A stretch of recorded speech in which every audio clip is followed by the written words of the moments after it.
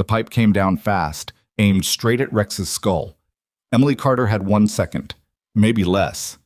She didn't scream, didn't flinch. Her left hand shot out and caught the attacker's wrist mid-swing, twisting until something popped. The man howled. Rex hit the second one low and hard, jaws locking around a forearm, with the controlled precision of a dog that had cleared buildings in places these men had never heard of. The third attacker was already backing up, eyes wide, brain finally catching up to what his body already knew. They hadn't cornered a nurse. They had cornered something else entirely. Something that had survived wars, something that did not lose.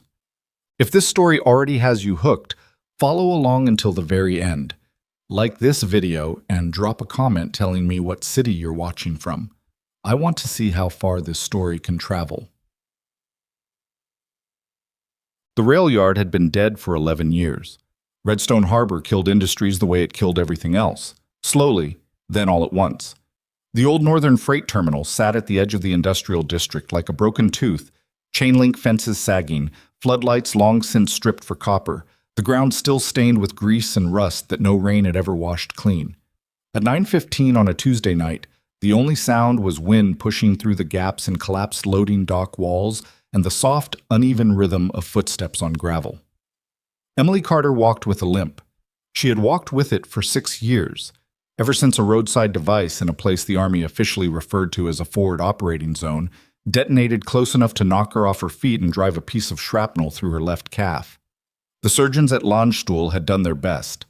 Her leg worked. It just didn't work the same way it used to, and on cold nights like this one, it reminded her in ways that ibuprofen barely touched. Rex moved beside her on a loose leash, his big dark head swinging slowly from side to side, reading the air. He was 7 years old now, a Belgian Malinois with a scar across his left flank from a deployment Emily hadn't been part of. He'd come to her through the military working dog adoption program 3 years ago, already retired, already carrying his own damage. They suited each other that way. She'd chosen the rail yard because it was empty. That was usually the point. The hospital where she worked, Harmon Valley Medical Center, sat 4 blocks north of here, and after a 12-hour shift in the trauma unit, she needed space between herself and the next set of walls before she could sleep. The abandoned yard gave her that. Nobody asked her questions out here. Nobody looked at her leg. Nobody expected anything from her. She should have paid more attention to the truck parked near the south gate. She noticed it eventually. A dark pickup, engine cold, windows down, an empty fast food bag pinned under one wiper blade. She clocked it and moved on, adjusting Rex's direction slightly northwest, keeping the fence line on her left. Old habit. Always know what's at your back. The 3 men came out of the shadows near the collapsed loading dock. They weren't hiding exactly. They just hadn't been visible until they wanted to be. And by the time Emily registered their positions, they had already spread out in a loose triangle around her. 1 ahead, 2 flanking wide. It was a street-level formation, sloppy but functional, the kind of thing men fell into by instinct rather than training. They'd done this before. The one in front was big, north of 250, broad across the shoulders, with a gray hoodie pushed up to his elbows despite the cold. He was grinning. The grin was the worst part. The casual, entitled confidence of a man who had never once had a plan go wrong. "Late for a walk, sweetheart," he said. Emily stopped. Her hand tightened once on Rex's leash and then relaxed. Rex had already stopped moving. His ears were flat against his skull, his body perfectly still, every muscle loaded. "Just cutting through," Emily said. Her voice came out flat and even. She wasn't performing calm. She was calm. There was a difference. "By yourself? Out here?" The man to her left laughed, a short, ugly sound. He was younger, maybe mid-20s, with a shaved head and a jacket that didn't fit right across one side, something heavy in the right pocket. "Brave girl." "Got a dog," the third one said from her right. He was wiry and pale, with the kind of stillness that meant he was the one she should actually be watching. He looked at Rex with something like contempt. Cute pet. Rex did not look like a pet. Rex had never looked like a pet in his life. But Emily didn't say that. "I'd like to keep moving," she said instead. "Sure." The big man took 1 step forward. "Leave the bag. Leave the phone. Maybe we have a conversation first." He tilted his head. "What's wrong with your leg?" Emily looked at him for a moment, studied the distance between them, about 8 feet, studied the man on her left, who had his hand in his jacket pocket now, studied the wiry one on her right, who still hadn't moved, which meant he was either waiting for a signal or planning something she couldn't see yet. She'd run this calculation before. Different terrain, different stakes, same math. "Walk away," she said. "This is your last chance." The big man blinked. Then he laughed. A genuine, delighted laugh, like she'd told a good joke. He looked over his shoulder at the others. "You hear that?" "Walk away," the shaved head one mimicked, in a high falsetto, grinning wide. "Or what?" the big man said, turning back to her. "What exactly happens if we don't walk away, sweetheart? You gonna limp at us?" He reached back toward his waistband. Emily dropped Rex's leash. The command she gave was a single syllable, low and hard, and Rex was already moving before the sound finished leaving her mouth. He crossed the distance to the shaved head man in less than a second. Not the one going for the weapon, but the one Emily had judged as secondary, because you always neutralize what you can neutralize before it becomes what you can't. The dog hit him at chest height, momentum driving the man backward into the chain-link fence with a crash that rang through the empty yard, jaws locking around the forearm as the man screamed and the thing in his jacket pocket clattered to the ground. The big man had his weapon out now. Emily was already inside his reach. She'd moved on Rex's first step, closing the 8 feet between them in a diagonal line that put her off his center and out of easy swing range. Her left hand found his wrist as the weapon came up, not fighting the momentum but redirecting it, twisting the joint past its comfortable range, while her right elbow came across and connected with his nose. It wasn't a powerful strike. It didn't need to be. Cartilage doesn't require much. He went back hard, weapon dropping, both hands going to his face. She felt it in her leg, the pivot, the extension, the lateral force her left calf had been absorbing since the moment she stepped into motion. Not a sharp pain, more like a gear stripped down to metal on metal, grinding and hot. She'd felt worse. She kept moving. The wiry one came in fast from her right. She hadn't quite clocked where he was when he moved, and he was faster than she'd weighted him. He had a folding knife open, and he knew what he was doing with it, keeping it low and tight, not stabbing, but slicing, the kind of technique that suggested he had used it before. She got her left forearm up and felt the blade catch the sleeve of her jacket, pulling rather than cutting through. And then she was off balance because her left leg had locked up for half a second at exactly the wrong moment. She went down to one knee. The wiry man raised the knife. Something came out of the darkness to his left and hit him like a controlled demolition. It wasn't wild. That was the first thing Emily registered, even from the ground, even with her pulse hammering and her legs screaming. Whoever had just entered this situation moved with the kind of economy that only came from long practice. No wasted motion, no drama, just a clean mechanical sequence. The wiry man's knife arm was redirected, bent, locked. A strike to the side of the neck, a sweep that took his legs out from under him. He was on the ground in under 3 seconds and the stranger was already stepping back, one hand open and loose at his side. "Wrong target," the stranger said. Quiet, almost casual. The wiry man didn't get up. Rex was still holding the shaved head man pinned against the fence, not biting down, just holding, the way he'd been trained, waiting for a command that hadn't come. The big man in the hoodie was on his hands and knees in the gravel, blood running freely down his face, trying to remember how to stand up. Emily got to her feet. Her leg felt like someone had threaded a cable through it and pulled it taut, but it held. She found Rex's leash, walked to him steadily, and gave the release command. The dog backed off immediately and came to her left side, panting once, watching. She turned to look at the stranger for the first time. He was somewhere around 40, medium height, the kind of build that came from actual use rather than a gym. Wide across the shoulders, no wasted mass anywhere. Dark jacket, dark hair going gray at the temples, a short beard that needed attention. His face was hard to read. Not closed off exactly, just still, like a man who had learned to keep what was on the inside from showing on the outside, and had been doing it long enough that the habit had become structural. He was looking at Rex. "Belgian Malinois," he said. "Military?" "Retired," Emily said. She was still watching him, evaluating. You? He looked at her then. Something moved behind his eyes. Recognition, maybe, or something close enough to it that the distinction didn't matter right now. Logan Pierce. She didn't know the name. She hadn't expected to. Emily Carter, she said. Trauma nurse. Harmon Valley. She paused. Army. Navy, he said. The single word carried no particular pride. It was just information. You move like you've had hand-to-hand refreshers past basic. Combat theater, 2 deployments.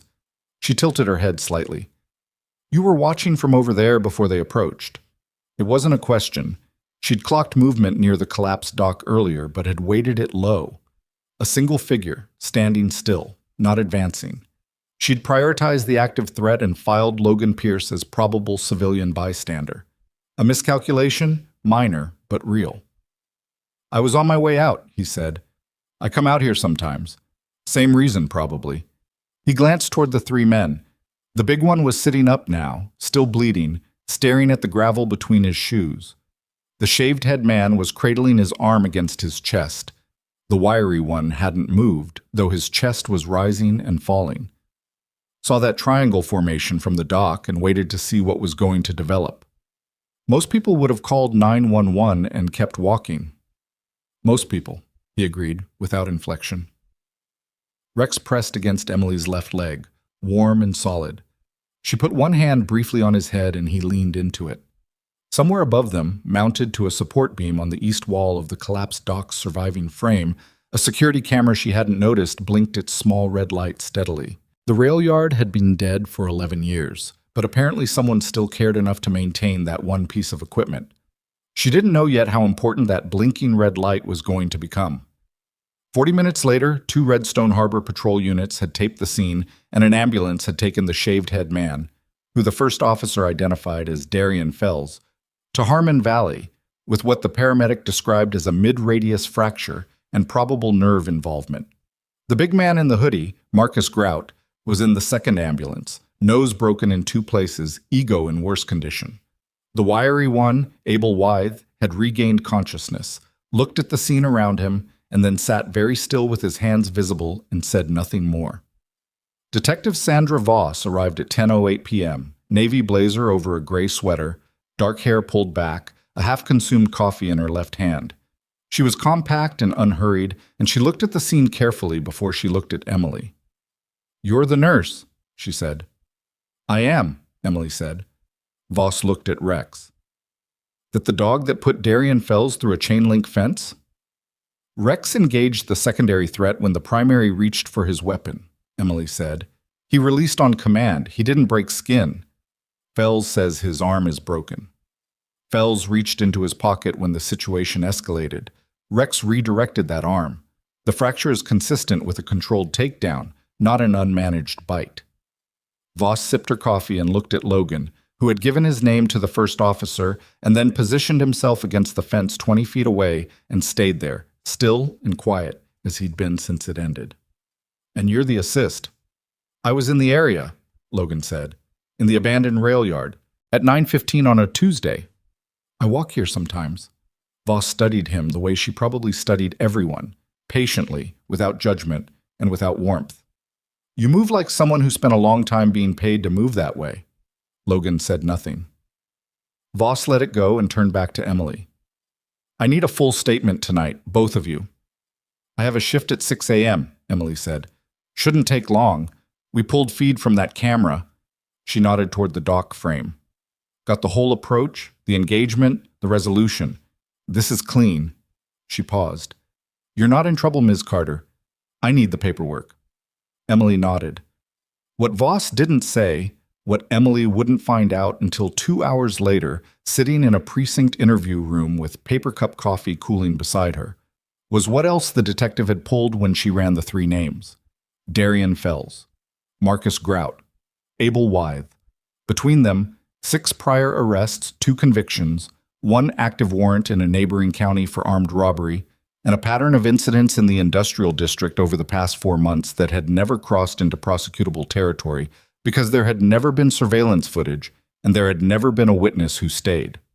The 3 men had operated in that rail yard with what amounted to institutional impunity, And they had done it because the kind of people they targeted, late-night workers, homeless individuals, anyone who had a reason to be in a dead industrial space after dark, and no good reason to go to the police afterward, did not generate durable evidence.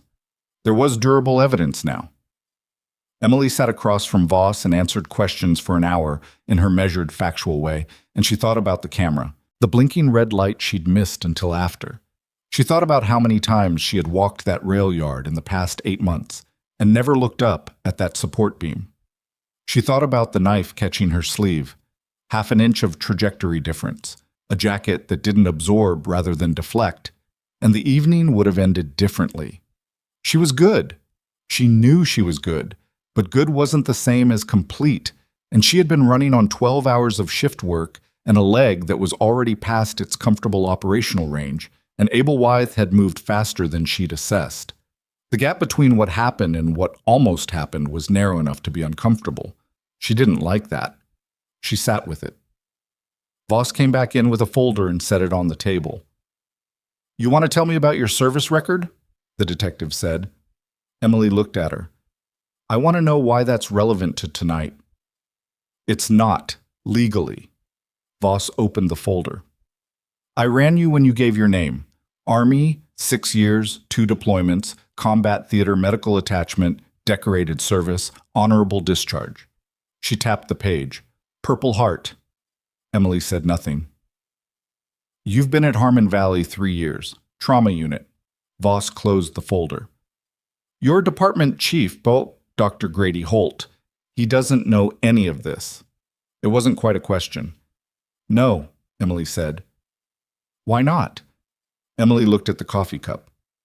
"Because it doesn't change how I do my job." "No," Voss said quietly. "I suppose it doesn't." She stood, extending her hand. "Thank you for your statement, Miss Carter. You're free to go."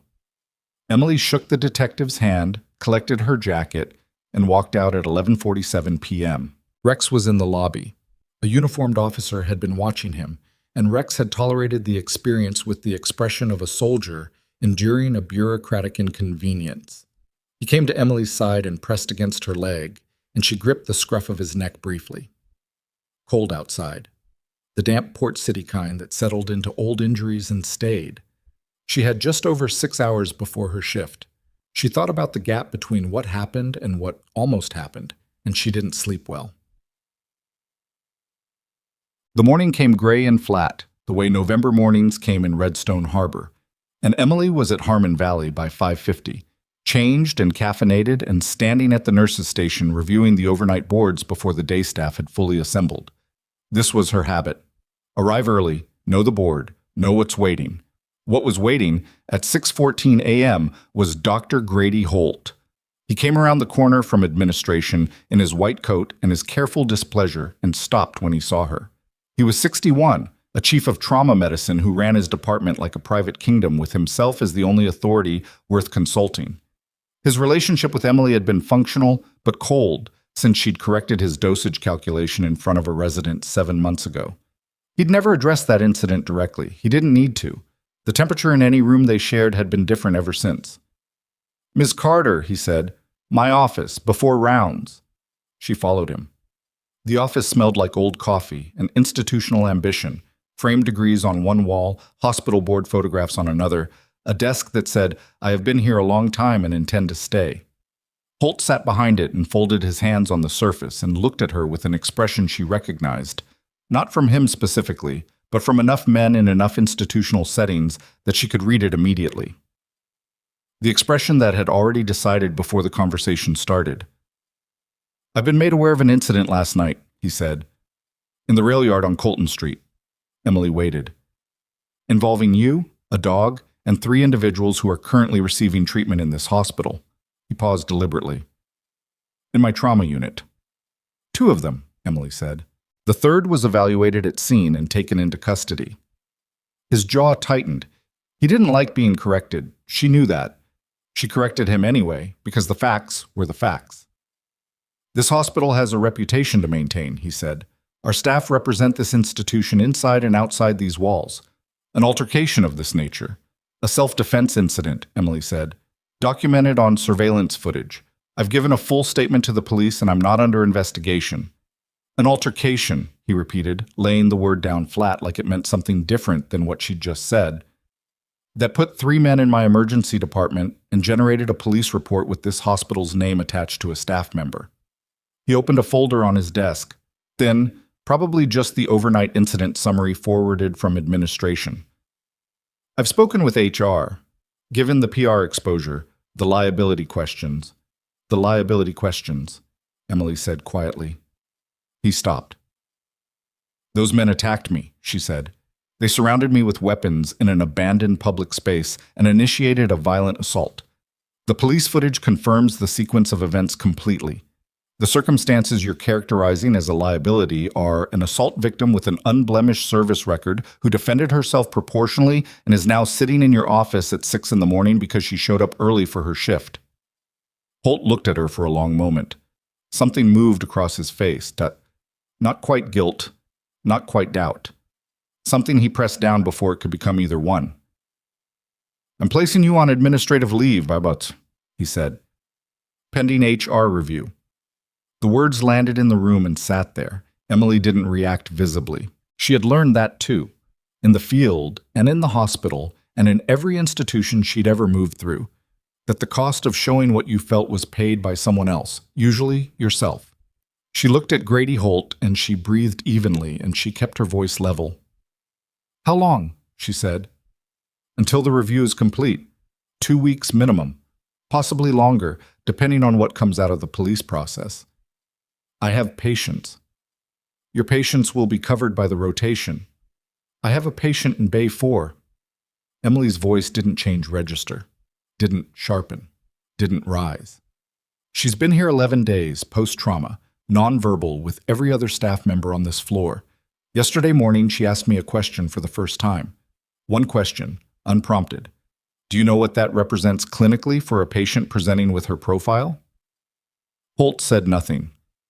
I have a patient in Bay 4, Emily said, and you are removing me from her care because 3 men with documented criminal histories attacked me in a public space and were hurt in the process of failing to do what they intended to do. Still nothing. Write it down, she said. Whatever justification you're filing for this review, write that part down too. All of it. She stood up. She walked out of his office, and she did not slam the door, because slamming the door was the kind of thing that could be reframed and used.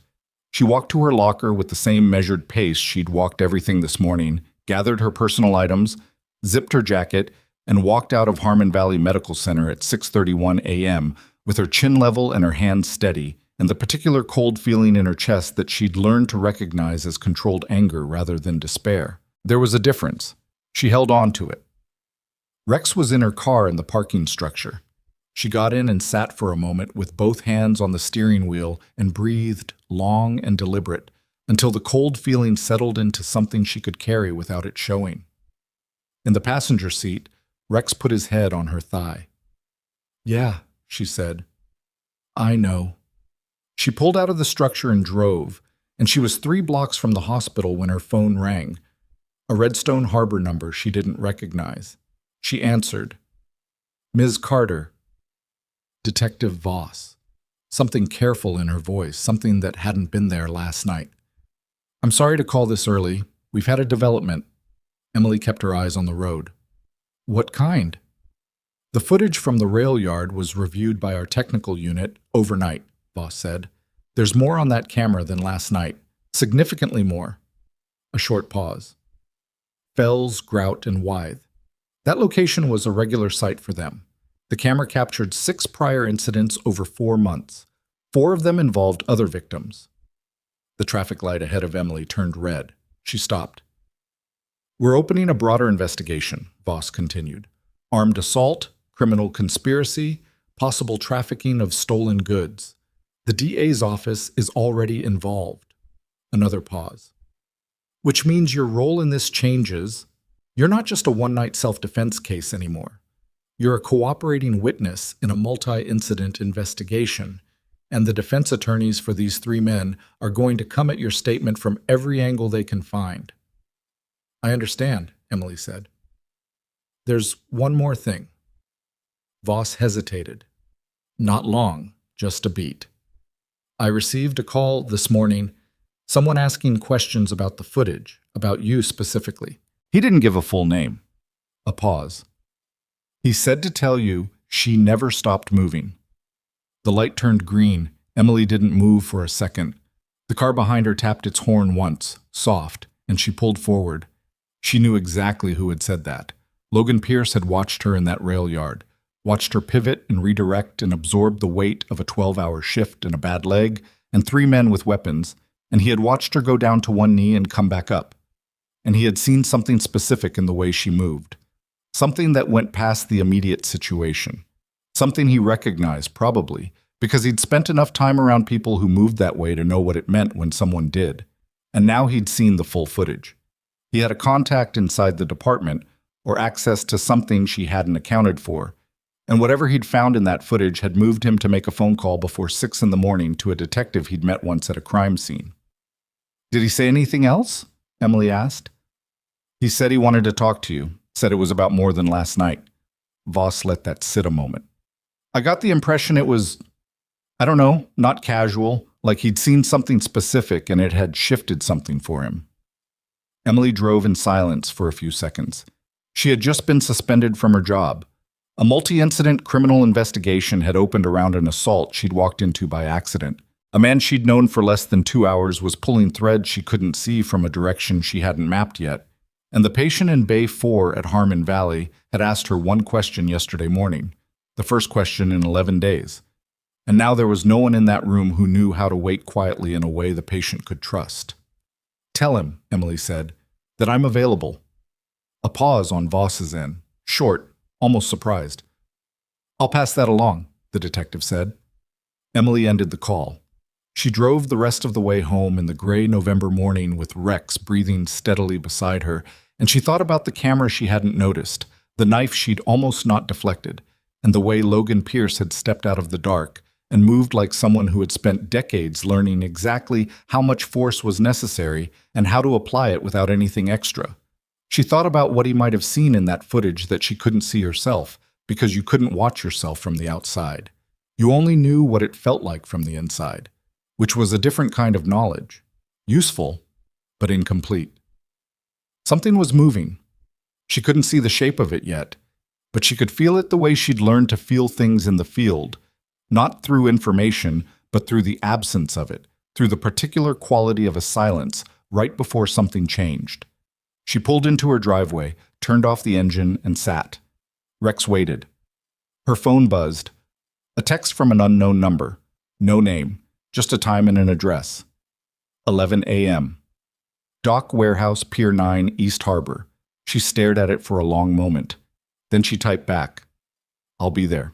She got out of the car, and Rex jumped down beside her, and somewhere across Redstone Harbor, in a room she'd never been in, Logan Pierce read her reply and put his phone in his pocket and began making a different set of calls. Calls she wouldn't know about until much later, when the things they set in motion had already arrived.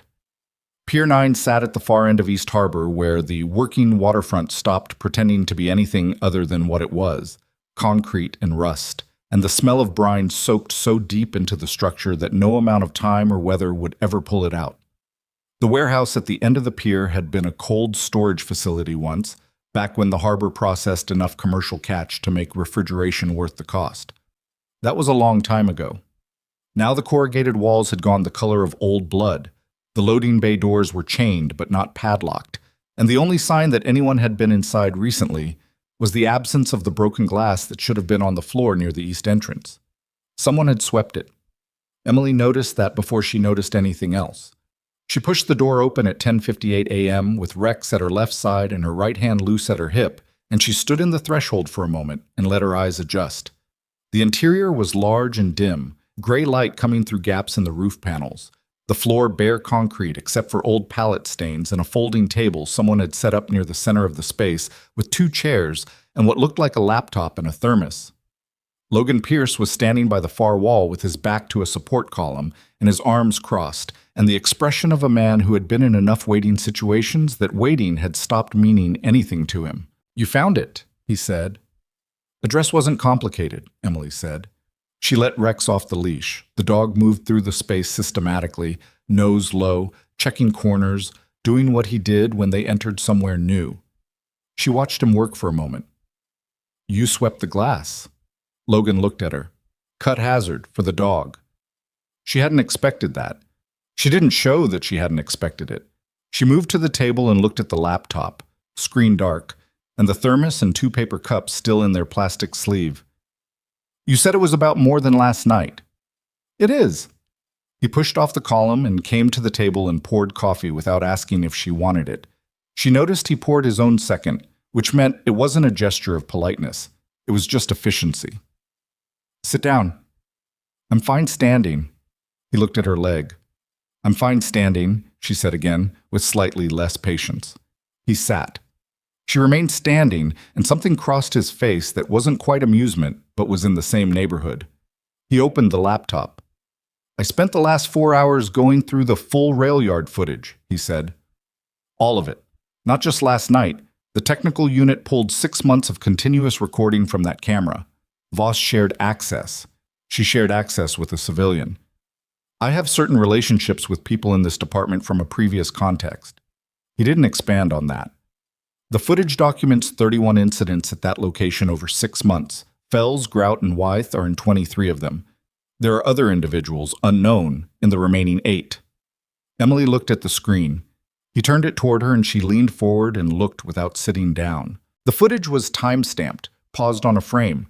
2 figures she didn't recognize near the south gate. A vehicle she couldn't fully make out. A 3rd figure off frame with only a partial shoulder visible. This is bigger than 3 men with criminal records using an abandoned yard, Logan said. How much bigger? I don't know yet. That's the honest answer. He leaned back in the chair. What I know is that at least 2 of the 8 unknown incidents involve movement of crates through that yard at off hours. What's in the crates? I don't know. What I do know is that the timeline puts the first incident 6 weeks after a series of warehouse break-ins in the Port District that the Harbor Authority reported and the police deprioritized. Emily straightened. Deprioritized how? Filed. Assigned to a unit with an active caseload, no follow-up action documented. That could be staffing. It could be, Logan said, or it could be something else. He looked at her steadily. I'm not making accusations I can't support yet. I'm telling you what I see in the data, which is a pattern that has a shape.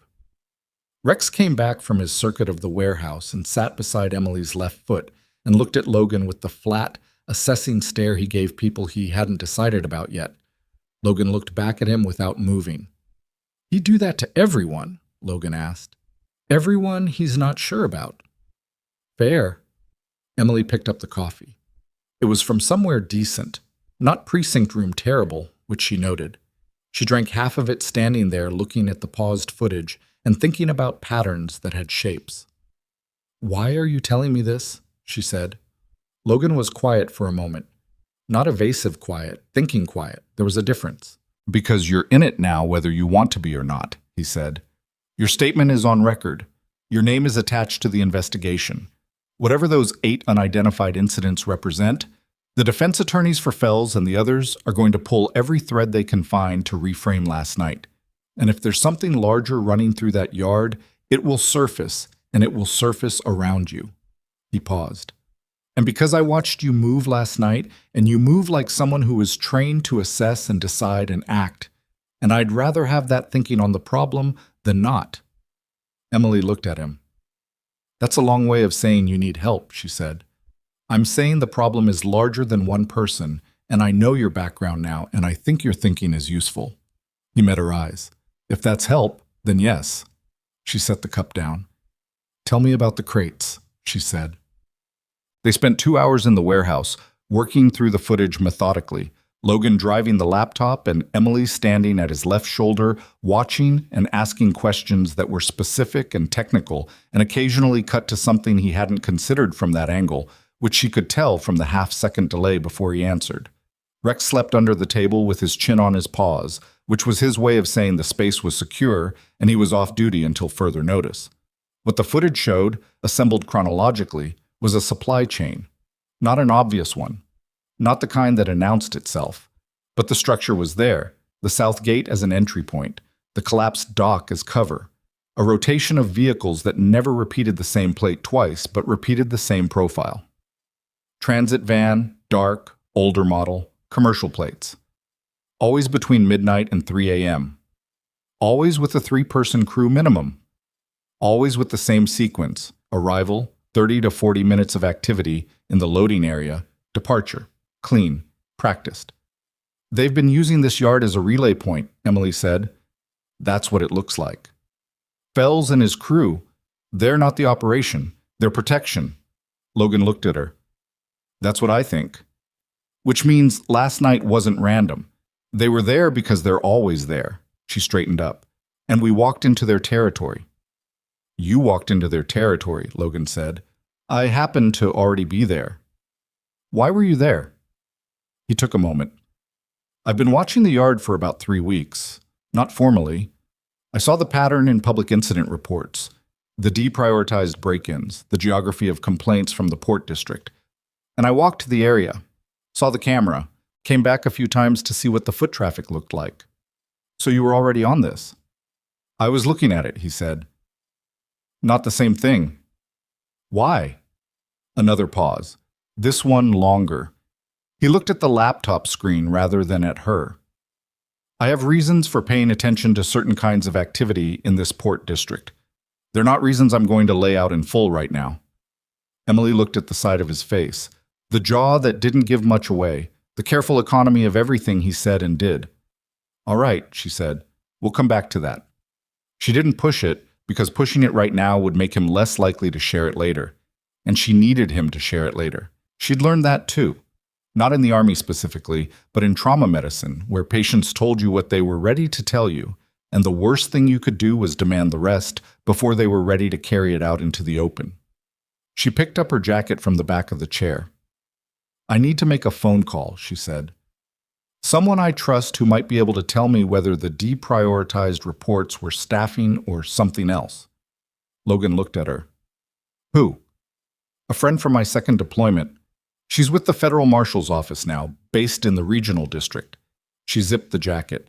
If there's something running through this Port District that has the shape you're describing, the Marshals may have a thread on it already, or they'll want one. Something shifted in Logan's expression. Not relief exactly, but an adjustment, like he'd been calculating a distance and someone had just given him a more accurate measurement. Make the call, he said. She made it from outside on the pier, standing at the edge of the concrete with the harbor wind pulling at her hair and Rex sitting at her feet watching the water with deep professional suspicion. The line rang 4 times and then picked up, and the voice on the other end was brisk and familiar in a way that 12 years and 2 time zones hadn't changed. Emily Carter, said Deputy Marshal Renata Oakes. This better be good. It might be, Emily said. Port District, Redstone Harbor. Relay operation running through an abandoned rail yard. Possible connection to deprioritized harbor break-ins. Unknown cargo. And 3 men with criminal records providing site security who are currently in custody after attacking me last night. A pause. After attacking you? Oakes said. I'm fine. I know you're fine. I'm processing the rest of it. Another pause, shorter. Send me the incident number from the police report. I'll have it to you in 10 minutes. And Emily. Oakes's voice dropped half a register. Who else knows about the relay pattern? One other person, former Navy. Does the former Navy have a name? Emily glanced back through the warehouse doorway. Logan was still at the table, working through the footage, not looking up. Logan Pierce. The pause this time was different, longer. The kind of pause that meant something. Renata, Emily said. I know that name, Oakes said carefully. How? Send me the incident number, Oakes said. I'll call you back. The line went dead. Emily stood on the pier with the wind off the harbor and the particular feeling of a situation whose dimensions had just expanded past what she could currently measure. She looked at the water for a moment, gray-green, choppy, indifferent, and then she went back inside. Logan looked up when she came through the door. He read her face in the way people read faces when they'd been trained to look for information rather than expression. What did she say? He asked. She said she knows your name, Emily said. He went very still. Not the stillness of surprise, the stillness of a man who had been waiting for a particular door to open and was now watching it open and was not entirely sure what he wanted to do about that. "Logan," Emily said, "what did you do before you were a combat instructor?" He looked at the laptop screen for a moment, then he closed it. "That's a longer conversation," he said. "We have time." "Maybe not as much as you think." He stood up. "If your contact knows my name and she's with the federal marshal's office, then there are two possibilities. Either she knows it from something routine and it doesn't change anything." He picked up his jacket from the back of the chair. "Or she knows it from a case file, which means there are people who know I've been watching this port district, which means we need to move this conversation somewhere else immediately." Emily looked at him. "Which one is it?" "I genuinely don't know," he said. "And that's the first time I've said those words in about 3 years, so take it seriously." Rex was already on his feet. Emily clipped the leash. They left the warehouse in under 90 seconds, and Emily's phone rang as they came through the door onto the pier, Oakes calling back 11 minutes after she'd said 10. Emily answered without breaking stride. "The name Logan Pierce appears in a sealed federal asset file from 3 years ago," Oakes said, no preamble. "I can't tell you what's in it because I don't have clearance for that tier. What I can tell you is that it's not a criminal file. And I can tell you that the agent of record on that file requested a status flag 18 months ago on activity in the Redstone Harbor Port District." She paused. "Emily, someone has been running a very quiet federal surveillance thread on that port district for at least a year and a half, and your rail yard incident last night just tripped a wire that is currently generating flags at a level above my office." Emily kept walking. Logan was 2 steps ahead of her, moving without urgency but covering ground efficiently, scanning the pier on both sides. "What kind of flags?" she said. "The kind that means someone with more authority than me is going to want to talk to you both," Oakes said. "Soon, as in possibly today." A beat. "Are you safe right now?" "Yes." "Is Pierce with you?" "Yes." "Keep him close," Oakes said. "And Emily, whatever you've walked into, it's not small.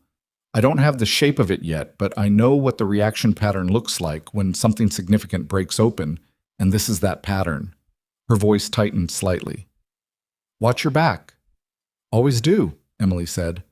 She ended the call and looked at Logan, who had stopped at the end of the pier, and turned to face her, reading her expression with the same focused attention he'd been giving everything since she'd met him. "Federal asset file," she said. "Sealed. 3 years old. Your name is in it."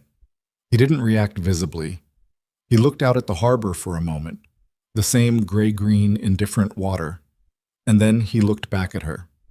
"That file," he said slowly, "is from an operation that was supposed to be finished." Supposed to be. The operation concluded. The report was filed. The assets were deactivated. He paused. The target was not fully resolved. Emily felt something go cold and specific in her chest. "The target," she said, "as in a person." "As in an organization," Logan said, "with a logistics arm that moved cargo through port districts." He looked at her steadily, "Including this one." The wind off the harbor was sharp and tasted like salt and distance. Somewhere behind them, on the corrugated wall of the warehouse they'd just left, a shadow moved across the rust-colored metal in a shape that wasn't the wind.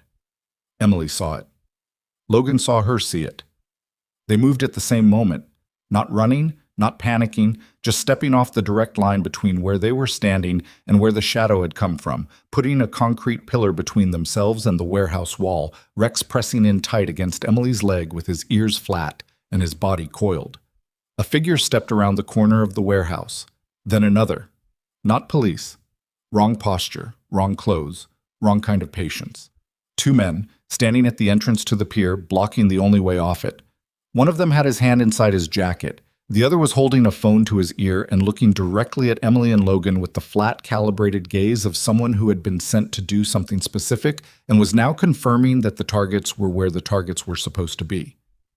The one with the phone said one word into it. She couldn't hear what. And then put it in his pocket. They began walking toward the end of the pier. Logan stepped in front of Emily without discussion and without drama, the same way he'd stepped out of the darkness in the rail yard. Not heroic, just functional, just putting himself in the space where he needed to be. And he looked at the two men coming toward them and said, very quietly, without turning his head, "Can you swim?" Emily looked at the water 12 feet below the edge of the pier. Gray-green, cold, probably 48 degrees at this time of year. "Yes," she said. "How's the leg in cold water?" "I'll manage." "And Rex?" "He's a better swimmer than both of us." Logan nodded once. The two men were 30 feet away and closing, and behind them, at the far end of the pier, a third figure had appeared near the warehouse entrance. 30 feet, 25. Logan said, "On my move." Logan moved first, not toward the two men, sideways, sharp and low, grabbing the edge of the pier's mooring cleat with one hand and using it to swing himself down onto the access ladder bolted to the concrete face below the dock level. He was on the ladder in under 2 seconds and already dropping before Emily had fully processed the direction he'd chosen, which was not the water, not yet. It was the 3 feet of concrete ledge that ran along the waterline between the pier supports. "Down," he said. Not loud, just clear. Emily went over the edge. The ladder was cold iron, and her left hand nearly slipped on the second rung because her jacket sleeve was still stiff from where the knife had caught it the night before, and she hadn't noticed until now that the seam had partially separated. She caught herself, went hand over hand, and dropped onto the ledge beside Logan with an impact that sent a jolt straight up through her left leg and into her hip that she breathed through without sound. Rex came last. She hadn't thought about how to get a 60-pound Belgian Malinois off a pier in under 5 seconds, but Logan had.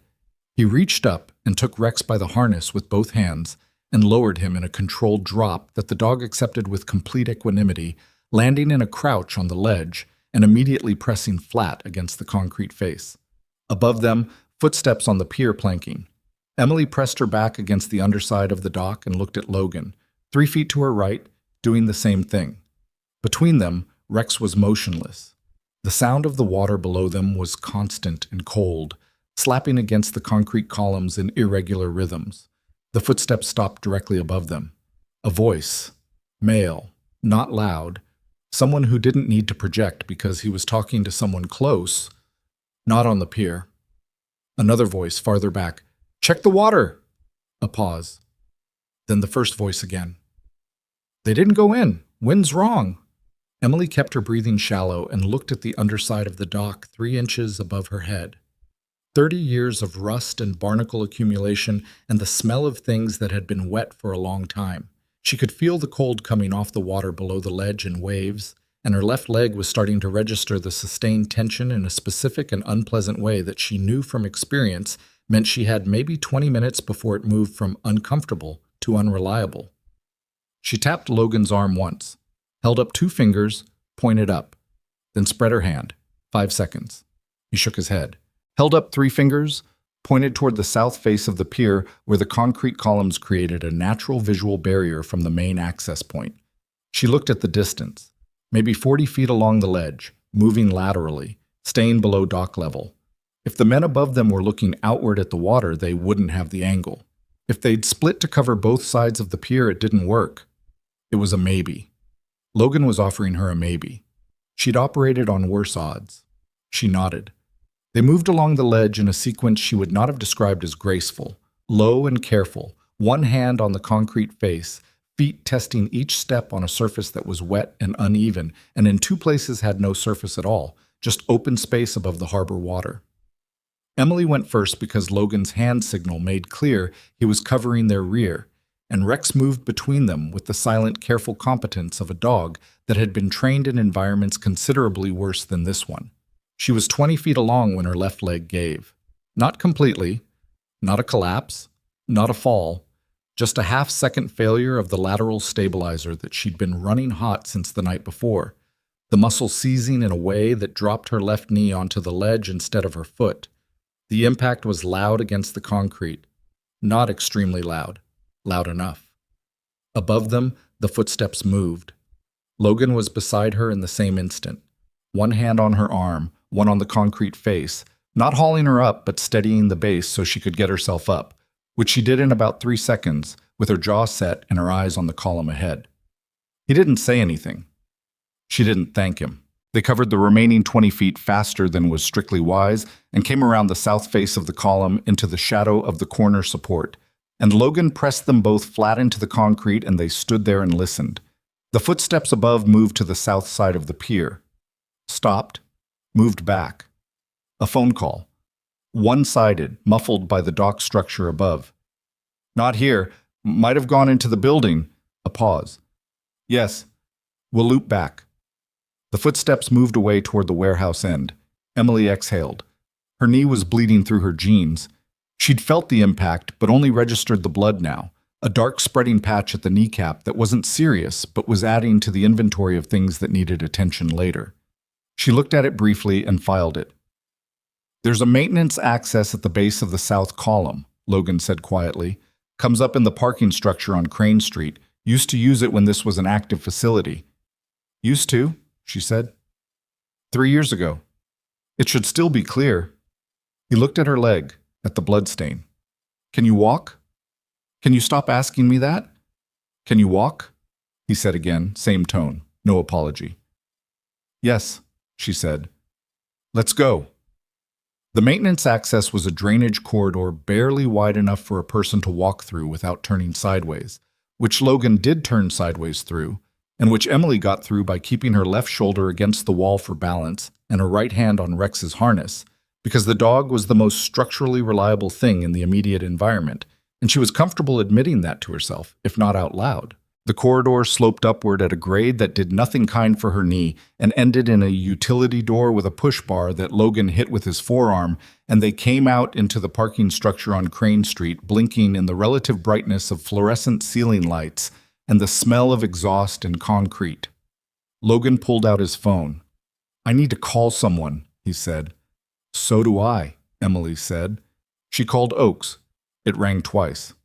Tell me you're not on that pier, Oaks said immediately. Parking structure, Crane Street. Emily kept her voice low. 2 men came onto the pier about 8 minutes after we spoke. One of them made a call while they were searching. Someone told them where we were, Renata. A silence on the line that had a specific quality, the quality of someone connecting things they'd been reluctant to connect. How many? Oaks asked. 3 visible, possibly more. They weren't local police. No, Oaks said. They wouldn't be. A pause. Emily, listen carefully. The flag that your incident triggered, it didn't go up through the standard investigative chain. It went sideways, into a coordination office that interfaces between federal agencies and certain, she chose the next word carefully, private contracting entities that do port security work. Emily looked at Logan, who was on his own call, turned slightly away, speaking in a voice too low to catch. Who runs the coordination office? Emily said. That I don't have, Oaks said. What I have is a name that keeps appearing adjacent to the sealed asset file and adjacent to the coordination office and adjacent to the deprioritized harbor reports. She paused. Harmon Valley Medical Center sits in the Port District catchment zone. Did you know the hospital's board of directors includes a man named Victor Selle? Emily's hand tightened on the phone. She knew that name, not well, not personally, but from the hospital's administrative orbit in the way all staff knew the board's peripheral presence. Victor Selle was old money and newer influence, the kind of man who appeared in photographs at charity events and whose name was on the wing of a building and who Emily had seen exactly once in person, walking through the trauma unit with Holt and 2 men in expensive suits, not stopping to speak to any of the nurses, not making eye contact with anyone below a certain professional altitude. You're saying Selle is connected to the coordination office, Emily said. I'm saying his name appears in the same document cluster. That's all I can say with what I have. Oaks's voice dropped. Emily, Holt suspended you this morning. Yes. Holt reports to the board. Yes. Think about the timing. Emily thought about the timing. The attack in the rail yard, the footage that tripped a federal flag, her suspension within hours, the men on the pier less than 12 hours after her name went into the police report. It wasn't proof. It wasn't even close to proof. It was a shape, the same kind of shape Logan had described that morning, the kind you could see before you could document. I need more than a document cluster, Emily said. I know, I'm working on it. A pause. I'm also making a call to someone above my office. This is above my pay grade, and I'd rather have more authority behind it before anything moves. How long? A few hours? Maybe less? Oakes hesitated. Where will you be? Emily looked at Logan, who had ended his call and was looking at her with an expression she was beginning to recognize. The expression of someone who had just received information that changed the configuration of what he thought he knew. I'll let you know, Emily said, and ended the call. Logan spoke first. The person I just called is a former colleague. He's been running an independent thread on Victor Sell for 14 months. Emily stared at him. Victor Sell, she said. He's the reason the operation 3 years ago wasn't fully resolved, Logan said. He was the logistics coordinator for the network we were dismantling. We had the lower tiers. We never got documentation that reached him specifically. He's careful, and he has enough distance between himself and the operational layer that nothing direct attached. The case closed without him. He paused. He's been building the logistics network back up for the past 18 months, slower, more insulated, using the port district as the primary relay corridor. And you've been watching the rail yard because it's part of his rebuild. It's one node. There are others. And Harmon Valley, Emily said. The hospital. Something moved in Logan's jaw. The hospital's diagnostic imaging unit processes a significant volume of cargo through a contracted courier service. Medical supplies, equipment, that kind of thing. The courier service shares a registered agent with 2 of the shell companies in Selle's corporate structure. Emily felt the full weight of it settle. 12 hours ago, she had been a trauma nurse walking her dog in an empty rail yard. She had been suspended for defending herself. She had been, in Holt's careful institutional language, a liability. She was now a witness to a federal-level logistics conspiracy, standing in a parking structure with a bleeding knee and a retired Navy asset and a dog who needed water, and the man who had suspended her this morning reported to the board member who was the center of everything. Victor Sell had me suspended, she said. I think it's likely, Logan said. Not because you were targeted, because you were visible. Your name in a police report attached to that rail yard was a variable he needed managed. Managed, she said flatly. Removed from proximity to the investigation. Discredited preemptively if necessary. He met her eyes. He doesn't know what you know. He just knows you were there. Rex pressed against Emily's left leg. She put her hand on his head without looking down. My contact at the marshal's office is going up the chain, she said. A few hours. My contact can have documentation on the shell company structure to a federal prosecutor's office within the same window, Logan said. The problem is the window. He looked toward the parking structure entrance. Sella knows the federal flag was tripped. He knows someone pulled the footage. He sent those men to the pier, which means he's moving faster than he should be if he felt secure. He paused. When people in his position move fast, it's because they're covering something specific, something that's about to be exposed or moved or destroyed. The cargo in the yard, Emily said, or the documentation of it. He looked at her. There's one place where physical documentation of every cargo movement through the port district has to exist, regardless of how well the shell structure is constructed. Harbor Authority intake logs. Every vessel, every registered transfer, every manifest. And if those logs disappear, then the document cluster your contact has is circumstantial, and the shell company structure is defensible, and Selle walks. He said it plainly, without dramatizing it, just the facts in their factual order. Emily looked at the parking structure entrance. Midday traffic on Crane Street, gray November light, ordinary Redstone Harbor, going about its ordinary business, with no idea what was running underneath it. The Harbor Authority office, she said. Where is it? Marine Administration Building, Port District, North End, 10 minutes from here. He paused. Emily. I know, she said. It's not our move to make alone. No, it's not. But if we're the only ones who understand right now what those logs represent, and what happens if they disappear in the next few hours, then we need to be at that building, he said.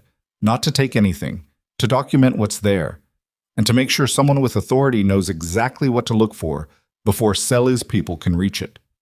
She looked at him for a moment. He looked back. You've been working this for 3 years, she said. 14 months actively. 3 years since the operation closed without resolution. And you haven't been able to touch him. He's been careful, and I've been one person without institutional backing. Something in his voice changed register, just slightly. Not bitterness exactly, but the shape of something that had been carried a long time in a space that was too small for it. Until last night, I had footage and a pattern and no mechanism for getting either into the right hands without being dismissed as a former operator with a personal grievance. And now? Now there's a police report, a federal flag, a marshal's office contact going up the chain, a documented assault on a decorated Army veteran. He paused. And you? Emily understood what he was saying, not as flattery, as analysis. She was the thing that had changed the shape of the problem. Her presence in that rail yard, her name on that report, her background that Voss had pulled and that made the assault on her harder to quietly manage, the patient in Bay 4 who only spoke to her and the suspension that had been handed down in 6 hours with no due process. All of it was a thread. And threads, when they were real, when they were documented, when they were attached to a person who had 2 deployments and a Purple Heart and an unblemished record and no reason in the world to fabricate any of it, were very hard to cut cleanly. Sel had tried to manage her out. He'd made her more dangerous instead. She pulled out her phone and called Oakes back. Oakes picked up on the first ring. Harbor Authority intake logs, Emily said. Marine Administration Building, North Port District. I need you to get someone with federal standing to that building within the hour and put a preservation order on every manifest document filed in the last 18 months. Cargo transfers, courier registrations, vessel intake records, all of it. A short silence. Emily, Victor Sel's people are moving. We have a window that might be less than an hour. If those logs get pulled or altered before someone with authority locks them down, the entire evidentiary foundation disappears, and Selle has enough insulation to walk away from everything. She kept her voice even, kept the urgency in the information rather than the tone. Logan Pierce's contact has the shell company documentation. My account puts me in that rail yard as a direct witness to the operational node. You have the federal flag. Between the 3 threads, you have enough for a preservation order on those documents right now, today, before he has time to sanitize them. Silence. Then, give me 12 minutes. You have 10, Emily said, and she wasn't being dramatic. She was doing the same calculation Logan had done, working the geometry of how fast Selle's people had moved from the flag to the pier and projecting that forward to how long it would take someone who understood what was in those logs to reach the Marine Administration Building. She ended the call and looked at Logan. We need to get to that building, she said. I know. Not to take anything. I know, Emily. They moved out of the parking structure and onto Crane Street, wrecks between them, and they were half a block north when Emily's phone buzzed. Not a call, a text, from a number she didn't recognize.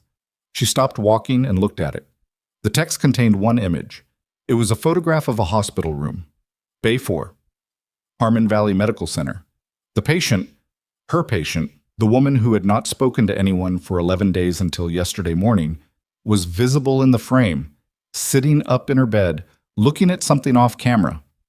Standing in the doorway of the room, with his back to the camera, but his profile partially visible, was a man in a suit that Emily had seen exactly once before. Victor Selle. The text beneath the image read, She asked for you, thought you should know she has company. Emily stared at the screen. Logan looked at the image over her shoulder and went very still. Who sent this? He said. I don't know. Someone inside the hospital. Someone who wanted me to see it. She looked up at him. The Marine Administration Building was 6 blocks north. Harmon Valley was 4 blocks south. Her patient, a woman who had survived something Emily didn't have the full details of, who had been nonverbal for 11 days, who had asked one question yesterday and was now sitting in her room with Victor Selle in the doorway, was in a hospital where Emily had been suspended this morning and was no longer authorized to enter. She looked at Logan. I can't be in 2 places, she said. No, he said. The logs or the patient. Logan looked at her for a long moment, something in his face that was not easy and did not pretend to be. The logs saved the case, he said carefully. And the patient is a witness, Emily said. He stopped. She watched it land in him. The realization she'd arrived at in the last 4 seconds. The patient in Bay 4. Post-trauma, nonverbal with everyone except Emily. In a hospital that sat in the Port District catchment zone. In a unit that contracted with a courier service registered to one of Cele's shell companies. She hadn't ended up in that bay by accident. None of them had. She saw something, Emily said. That's why she's not talking. That's why Cele is in that doorway right now. Logan's jaw was tight. Go, he said. I'll get to the Marine building. I'll make sure Oakes's people have what they need when they arrive. You can't do that alone. I'm not going to be alone. He held up his phone briefly, whoever he'd called in the parking structure. Go, Emily. Go now. She was already moving, Rex tight at her left side, pushing south on Crane Street at a pace that pulled at her knee and her calf and everything she'd been running on since the night before. And she did not slow down, because the woman in Bay 4 had asked her one question yesterday morning, and Emily had not yet answered it, and she was not going to let Victor Cele answer it for her. She was 3 blocks from Harmon Valley when her badge access was remotely revoked, and the security system logged the deactivation at 1:47 p.m., which meant someone in hospital administration had just been told she was coming. She kept running. She hit the staff entrance on the south side of Harmon Valley at a run, and the badge reader flashed red and denied her, which she had known it would, and she stood there for exactly 2 seconds before she pulled out her phone and called the one number she hadn't used yet. Nurse practitioner Delphine Okafor picked up on the second ring. I need you to open the south staff door right now, Emily said. Don't ask me why over the phone, just come to the door. A pause. 3 seconds, then, coming. Delphine was 52, 24 years at Harmon Valley. The kind of institutional presence that knew everything happening on every floor before administration did. And she had never once liked Grady Holt, which Emily knew because Delphine had told her so directly the first week Emily worked there, which was the moment Emily had decided she could trust her. The door opened 30 seconds later, and Delphine took one look at Emily, the bloody knee, the torn jacket sleeve, Rex beside her, and stepped back without a word to let them through. Bay 4, Emily said, already moving. I know.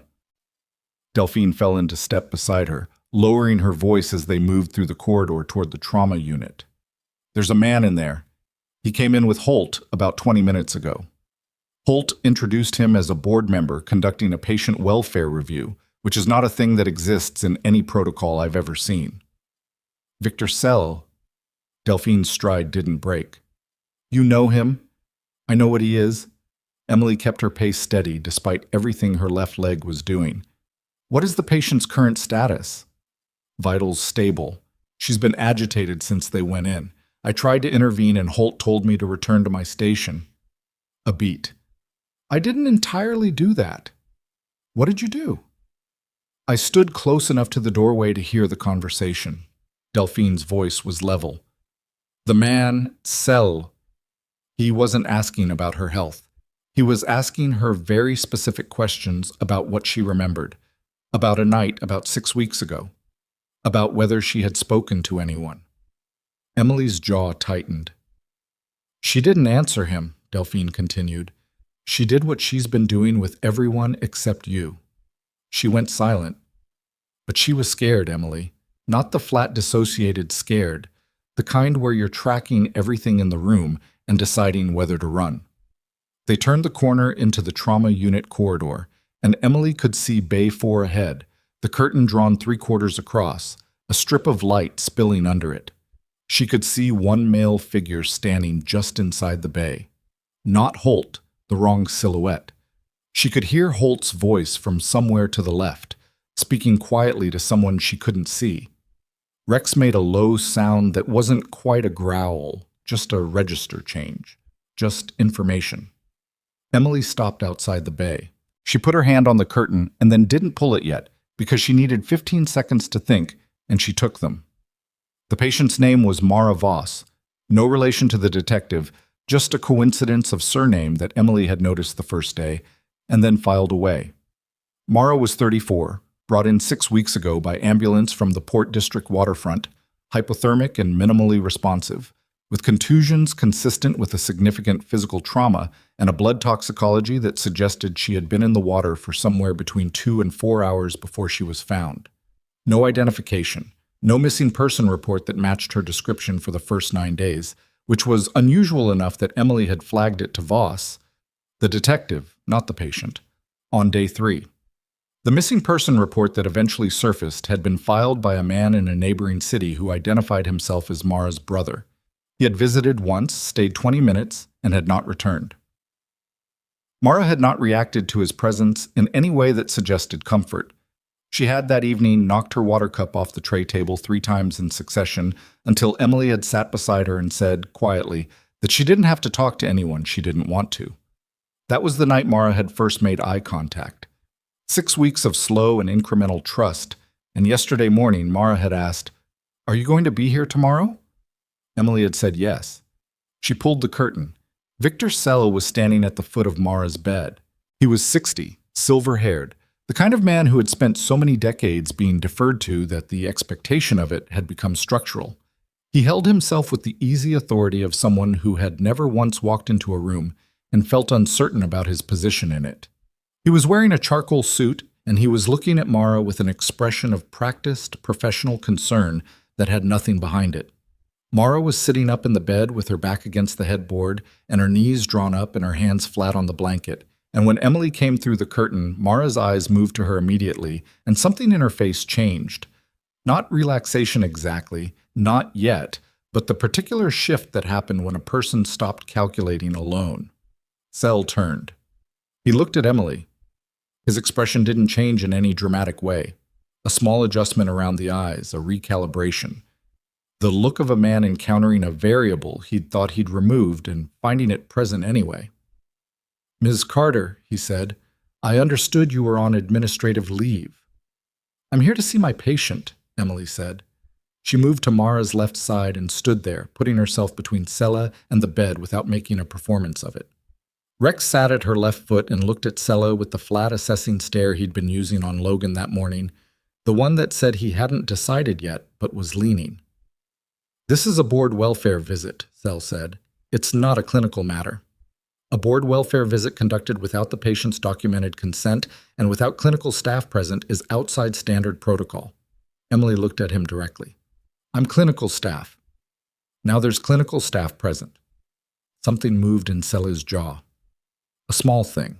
He'd been handling people for a long time, and he handled this the way he handled everything, with surface composure that didn't show the work underneath. "Dr. Holt," he said, raising his voice slightly. Holt came through the curtain. He saw Emily and stopped. "Ms. Carter," he said, "you don't have access to this unit." "She let me in," Emily said, and she meant Delphine, who was standing visibly in the corridor outside the curtain with her arms crossed, and her expression that of a woman who had been in this institution for 24 years and was currently deciding how many of those years' worth of patience she was prepared to spend in the next 5 minutes. Holt looked at Delphine. Delphine looked back at him. "This patient is under my clinical care," Emily said. "You suspended me from administrative duties, not from patient advocacy. If this patient requests my presence, I have the right to be here." She looked at Mara. Mara looked back at her. And then, in a voice that was quiet and a little rough from disuse and a little unsteady but entirely deliberate, Mara said, "I want her here." 3 words. The second sentence Mara had completed in 6 weeks. Holt's face did something complicated. Sella looked at Mara for a moment with the practiced concern expression, and then he looked at Emily and he made a decision visible only in the microscopic reorganization of his posture. A withdrawal that wasn't retreat, just repositioning. "Of course," he said, with a warmth that cost him nothing because it was made of nothing. "We can continue another time."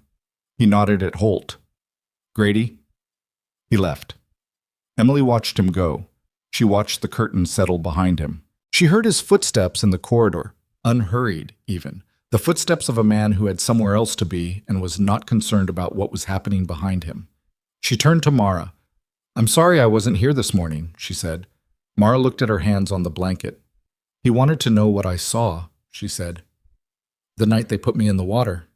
Emily kept her voice level. You don't have to tell me right now. I know. Mara looked up. But I want to.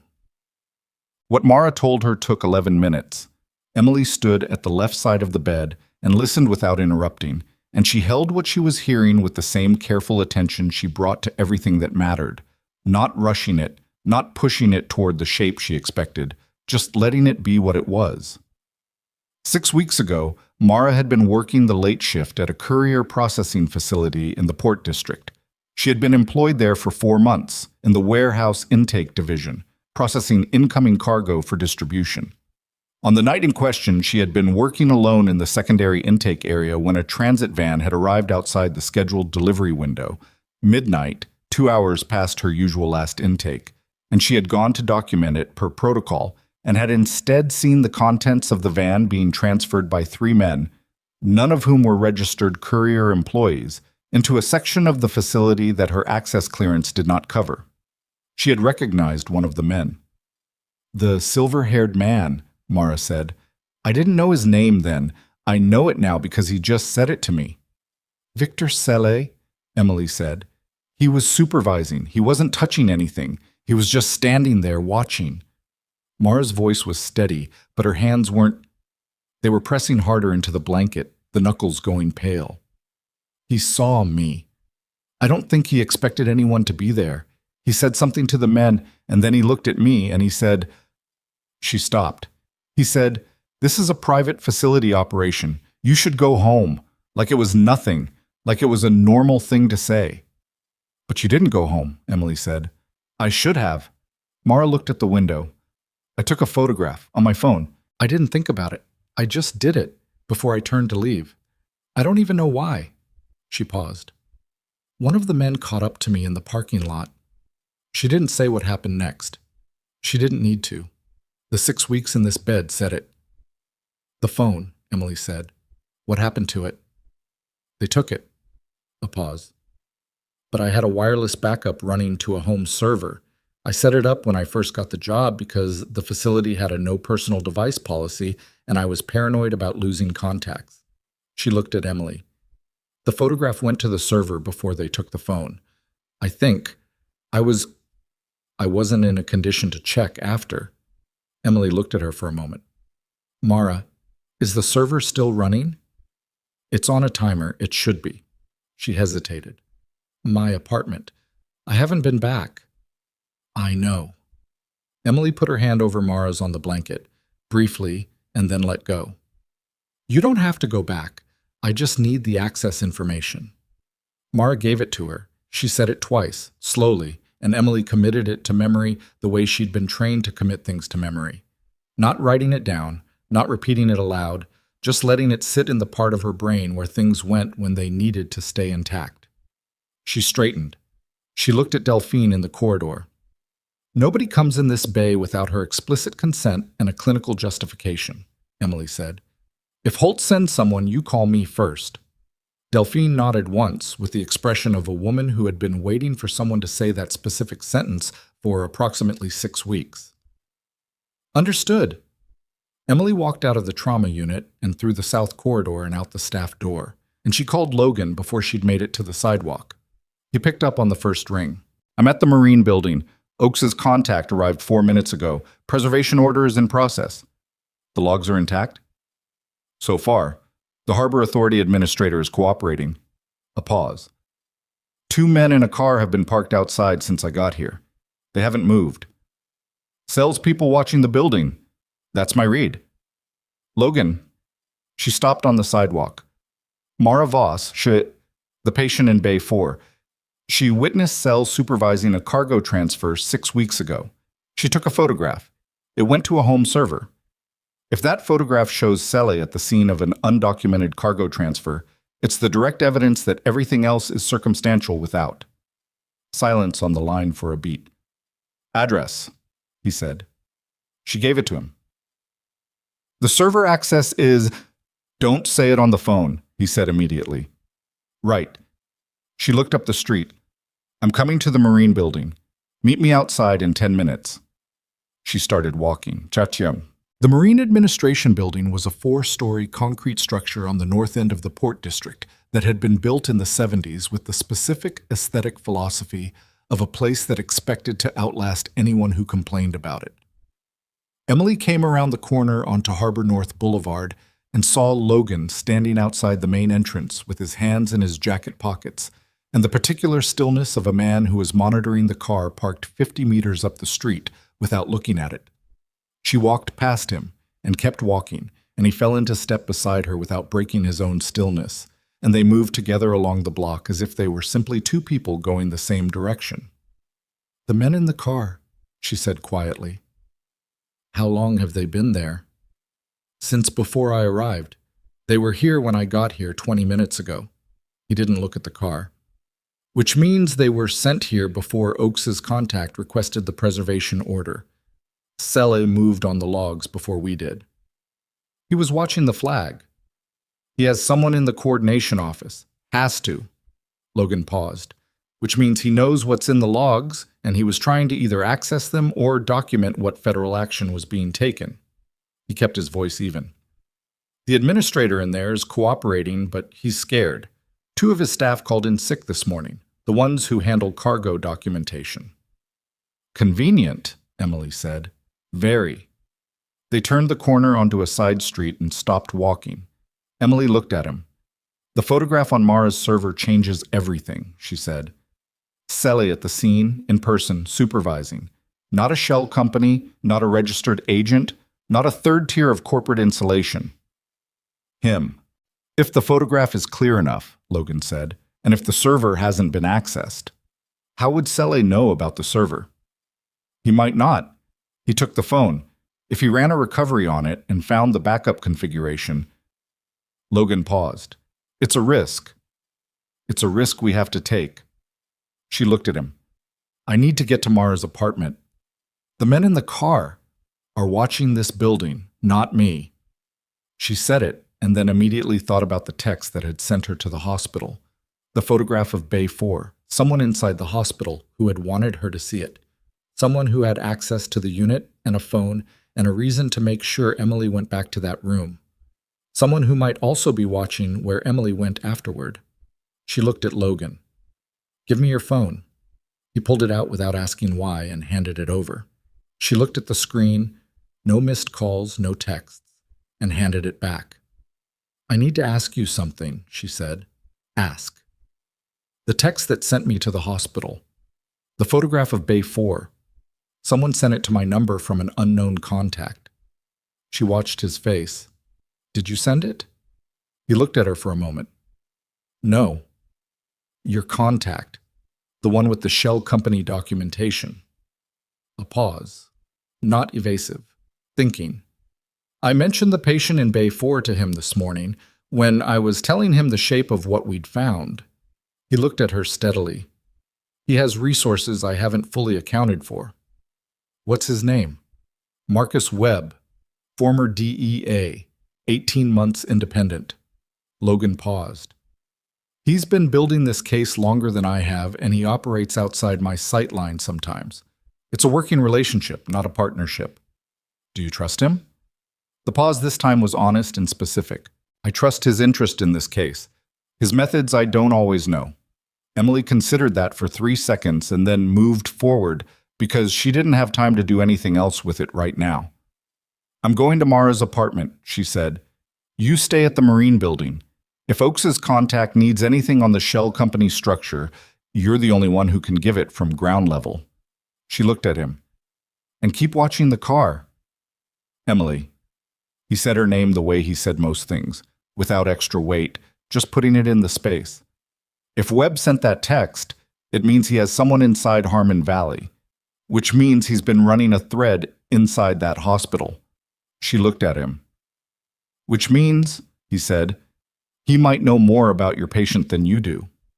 She stood with that for a moment. Then she said, "Call him. Ask him directly." She left Logan on the side street and walked back toward the Port District interior, and she was 4 blocks from Mara's apartment complex, a 6-story building on Merchant Avenue that had seen better decades, when Oakes called her. "The preservation order is locked in," Oakes said. Logs are secured. My contact is in the building right now with a federal agent from the district field office who got pulled in when the flag escalated. A pause that had something in it. Emily, the logs show 43 undocumented cargo transfers over 18 months. 43. Running through the registered courier service attached to the hospital and 2 other Port District businesses. The scale of this, she stopped. This isn't a local operation. This went into a federal task force file an hour ago. Emily kept walking. Sell. His name is now on a federal warrant application, which is being reviewed as we speak. Oakes's voice had a tightness in it. But warrant applications take time. Until it's signed, he has freedom of movement. I know. Where are you? Working on the direct evidence, Emily said. I'll call you in 20 minutes. She ended the call and turned onto Merchant Avenue and found the building. Brick, 6 stories, a lobby with a coded entry and a broken intercom she could see from the sidewalk. And she stood outside for a moment and looked up and down the street. Nothing obvious. 2 parked cars, both empty to her sightline. A woman walking a small dog on the far side of the street. A delivery truck idling at the corner with its flashers on. She went in through the lobby using the code Mara had given her. The elevator was out of service. She took the stairs to the 4th floor and found apartment 412 at the end of a corridor that smelled like old carpet and radiator heat. She used the key code on the door lock. Mara had given her that too, and went inside. The apartment was small and tidy in the way of someone who had learned to keep things organized under pressure. A single bookshelf. A kitchen with clean counters. A desk in the corner of the living room with a desktop computer and a small black network router with a green indicator light blinking steadily. The server was running. Emily sat down at the desk and entered the access credentials Mara had given her and navigated to the backup directory. The folder structure was simple, organized by date. She found the folder for 6 weeks ago, opened it, found the image files from the night in question. There were 4 photographs. The first 2 were partially obscured, shot from a distance in low light, angled badly, the kind of photographs you took in a hurry when your hands weren't steady. The third was clearer but showed only the rear of the van and the backs of 2 men. The 4th was different. The 4th had been taken from closer, from a better angle, and the lighting from the facility's interior had caught the scene in a way the earlier shots hadn't. The van was visible on the left edge of the frame. The 3 men were visible in the middle ground transferring a crate. And in the right foreground, slightly turned toward the camera as if he'd been moving when the shutter fired, was Victor Sell. His face was clear, not perfect. It was still a phone photograph taken in a loading facility at midnight by a woman who'd been terrified. But it was clear enough. Silver hair. The charcoal suit. The particular angle of a man watching subordinates work. And in his right hand, visible and specific, a document.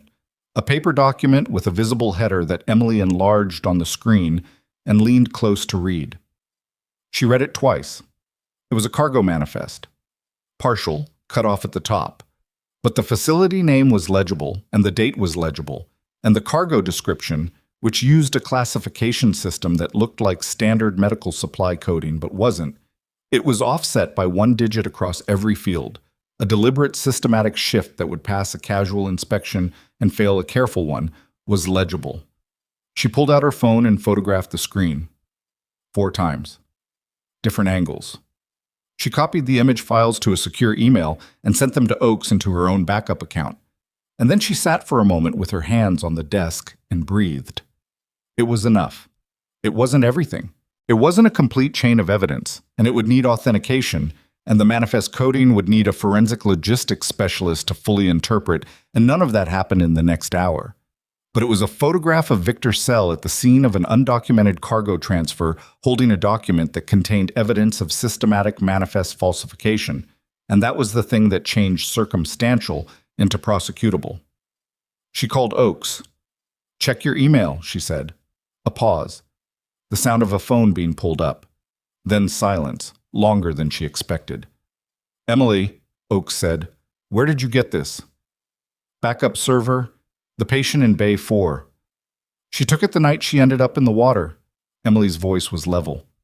The 4th image. Enlarge the document in his hand. The cargo manifest. The classification codes are offset, systematically, not randomly. Someone who knows port cargo coding should be able to decode what was actually being transferred.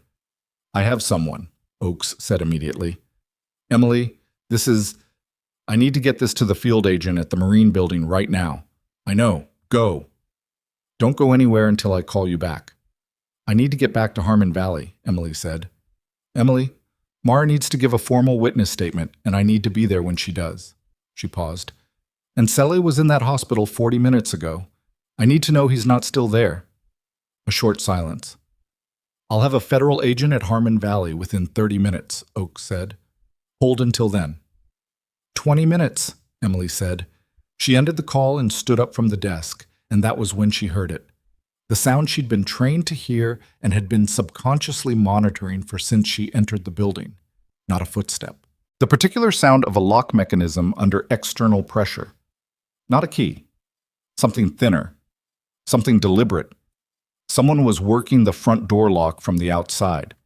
Emily moved to the desk and shut the computer monitor. The indicator light on the server she left running, no time to shut it down cleanly. And she moved to the left of the door, putting the wall between herself and the entry line, Rex coming to her side in complete silence, the way he did when she needed him quiet. The lock released. The door opened. The man who came through was not one of the men from the pier. He was younger, late 20s, in dark clothes without any identifying marks, and he moved through the door with the systematic scan of someone who'd been trained to clear a space. He was halfway through his scan when he registered Emily and Rex in his peripheral vision and stopped. He had a phone in his left hand and nothing visible in his right. They looked at each other for a moment across the small apartment. Marcus Webb sent you, Emily said.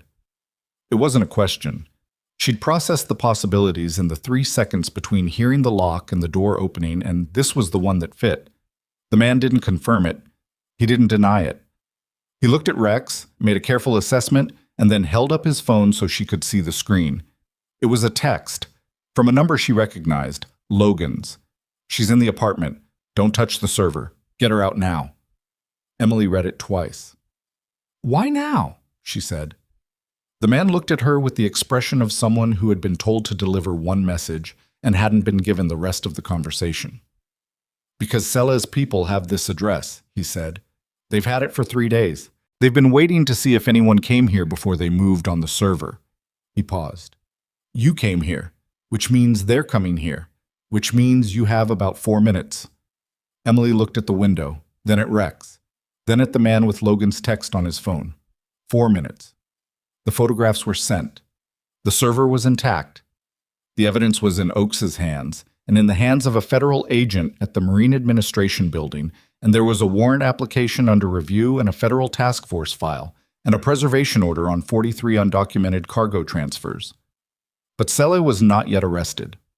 And somewhere between this apartment and Harmon Valley Medical Center, where Mara Voss was sitting in Bay 4 with her hands flat on a blanket and 6 weeks of silence behind her, Victor Sells still had 4 minutes of freedom and the particular dangerousness of a man who understood that his window was closing. Emily moved toward the door. She was 1 step into the corridor when her phone buzzed with a text from a number she didn't recognize, a different unknown number than the one that had sent her the photograph of Bay 4. She looked at it. Dr. Holt just cleared the trauma unit. All staff out. 1 man inside with your patient, not medical staff. Her blood went cold. She ran. She took the stairs at a run, not a clean run. Her knee was still bleeding, and her left calf had been past its limit since the pier, and the 4 flights down from the 4th floor were not doing anything kind to either. But she moved through the pain the way she'd learned to move through it, not by ignoring it, but by filing it under later and keeping the part of her brain that managed forward motion completely separate from the part that was registering damage. Rex hit the stairs beside her in the same rhythm, no wasted movement, and they came out of the lobby onto Merchant Avenue, and she was already on her phone before she cleared the door. Logan picked up before the first ring finished. Harmon Valley, she said. Bay 4, someone's in there with Mara, and the unit's been cleared. I'm 6 blocks out, he said immediately. She could hear him already moving. Webb's man? Behind me. She turned north onto Harbor Street, the fastest line to the hospital. Logan, Sele knows the warrant is coming. He's making a move on the witness. Oakes? Calling her now. She switched lines without breaking stride, found Oakes in her recent calls. The detective picked up on the second ring. "I need a unit at Harmon Valley Medical Center right now," Emily said. "Trauma Bay 4. Someone unauthorized is in there with the witness who can put Sally at the scene." "I'm dispatching," Oakes said. No hesitation, no questions. "Emily, the warrant? It just cleared. Signed 4 minutes ago. Cell is to be considered." "I know," Emily said. "Send the unit." She ran. 4 blocks in November, cold with a bleeding knee and a leg that was sending increasingly urgent messages she was continuing to decline to read. The hospital came into view at the end of the second block. The main structure, the parking structure beside it, the staff entrance on the south face where Delphine had let her in that morning. She didn't go to the staff entrance. She went to the emergency bay on the east side, the ambulance access, because that door was never locked and always had at least one staff member inside, and she needed witnesses from the moment she came through. She hit the door at a controlled pace, not running inside because running inside a hospital made people freeze and ask questions, and she didn't have time for either. She walked fast, Rex tight on her left, and the EMT at the intake desk looked up and opened his mouth, and Emily said, "Trauma unit, Bay 4, unauthorized individual, police are 2 minutes out," and kept moving. The EMT reached for his phone. Good enough. The trauma unit was on the second floor. She took the elevator because the stairs to the second floor came out on the wrong side of the unit, and she needed the direct approach. The elevator was slow, 12 seconds that felt like considerably more, and she came out into the second floor corridor and turned toward the trauma unit and stopped. The corridor was empty. Not just quiet, empty. No nurses at the station, no orderlies, no resident doing rounds. The unit had the particular hush of a space that had been deliberately cleared, and the fluorescent lighting made it feel like a film set between takes. Everything in place, nobody present. Every bay curtain she could see was open except one. Bay 4. Rex pressed against her leg and she felt his body register something. A low vibration that didn't reach sound, just tension running through his frame from nose to tail. She put her hand on his head once and then unclipped the leash. She walked to Bay 4 and pulled the curtain open. The man inside was not Victor Sell. He was one of the men from the pier, the one who had been on his phone, the one who had directed the other two. Up close he was broader than he'd looked from 40 feet away, and he was standing between Mara's bed and the window, with the particular planted posture of someone who had been waiting and was not surprised to be interrupted. He had his right hand inside his jacket. Mara was in the bed with her back flat against the headboard, not drawn up this time, not defensive. She was very still and very pale, and she was looking at Emily with an expression that had moved past fear into something quieter and more determined, the expression of a person who had already decided they were not going to give this man what he wanted, regardless of what happened next. 6 weeks in this bed, and she had more spine than most people Emily had treated in 2 combat deployments. "Step away from the bed," Emily said. The man looked at her. He assessed Rex, who was standing 3 feet to Emily's left, with his ears flat and his body loaded. He assessed Emily, the torn jacket, the bloody knee, the absolute absence of any expression that suggested she was uncertain about what she was doing in this room. "You don't have authority here," he said. "Neither do you." Emily kept her voice flat. "The police are 60 seconds out. There is a federal warrant currently active for the individual who sent you here. You are standing in a hospital room holding what I can see as a weapon under your jacket, and there is a trauma nurse and a combat-trained military working dog between you and the door." She looked at him steadily. "Walk through the math." He looked at Rex again. Rex took 1 step forward. The man took his hand out of his jacket and held it open at his side. Empty. He looked at Emily with the expression of someone recalculating a situation that had presented as simpler than it was, and he moved toward the door with a careful lateral step that kept him facing into the room. And Emily let him move because what she needed was him out of the bay and away from Mara, and the moment he cleared the curtain, she heard the elevator at the end of the corridor open, and 2 Redstone Harbor uniforms came through the unit door, and she said, "That man," and pointed, and it was done. She turned back to Mara. Mara was still flat against the headboard, and she was shaking. Not dramatically, just the fine, persistent tremor of an adrenaline response in a body that had been running on threat assessment for 6 weeks. Emily moved to the left side of the bed, and sat in the chair that had been her chair for 6 weeks, and she didn't say anything immediately because there was nothing that needed to be said immediately. After a moment, Mara said, "Is it over?" Emily thought about the warrant, the preserved logs, the 4 photographs on Oakes's phone, and a federal agent at the Marine Administration building, and Logan 6 blocks out, and the man now in handcuffs in the corridor. "Not completely," she said, "but the part where you have to be afraid alone is over." Mara looked at the ceiling. She breathed. "Tell me what you need," Emily said. Mara was quiet for a moment, then, "I need to talk to someone official. Give a real statement." She paused. "I've been waiting to do that for 6 weeks. I just didn't know if anyone would believe me." "They'll believe you," Emily said. "I'll make sure of it." Victor Sell was arrested at 4:22 p.m. on a Thursday afternoon in the lobby of a commercial building on the financial district edge of Redstone Harbor, 4 blocks from his private office, 12 blocks from the hospital whose board he sat on. 2 federal agents and 1 Redstone Harbor detective named Sandra Voss made the arrest, and because the lobby of that building had a security camera, and because 3 people witnessed it from the elevator bank, and because one of them had their phone out, the footage was on the local news by 6 o'clock. He didn't say anything when they cuffed him. He looked at Voss with the expression of a man who had spent 60 years constructing an architecture of distance between himself and consequences, and was now watching that architecture come apart in a public lobby with marble floors and people watching, and whatever he was feeling in that moment, he kept it behind the same professional composure he'd had in Bay 4 that morning. He kept it there all the way to the federal holding facility where they processed him. The composure didn't change the charge sheet. 18 counts of cargo manifest fraud, 7 counts of criminal conspiracy, 2 counts of obstruction of justice, 1 count of witness intimidation.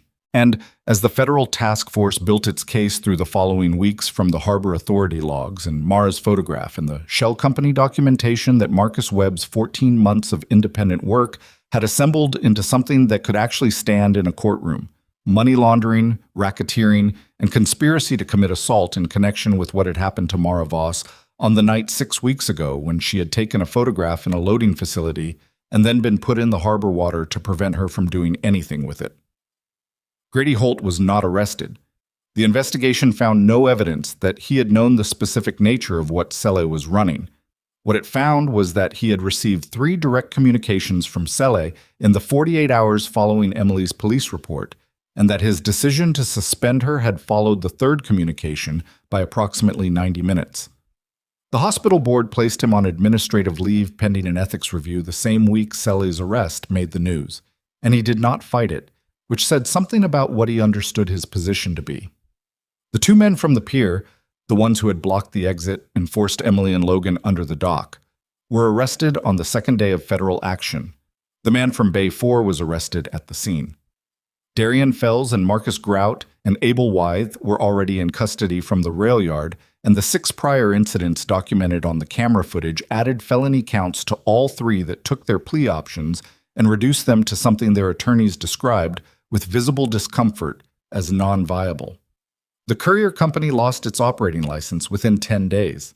The 2 other Port District businesses with registered agents connected to Selle's corporate structure were served with federal preservation orders and their operations suspended pending investigation. All of it took time. All of it was imperfect. The warrant had taken too long and Selle had gotten a man into Bay 4, and there were 43 undocumented cargo transfers over 18 months, representing an amount of harm that had been ongoing while nobody with authority was paying attention. That was real, and it mattered, and Emily didn't minimize it in her own accounting of the situation. But the ledger had moved.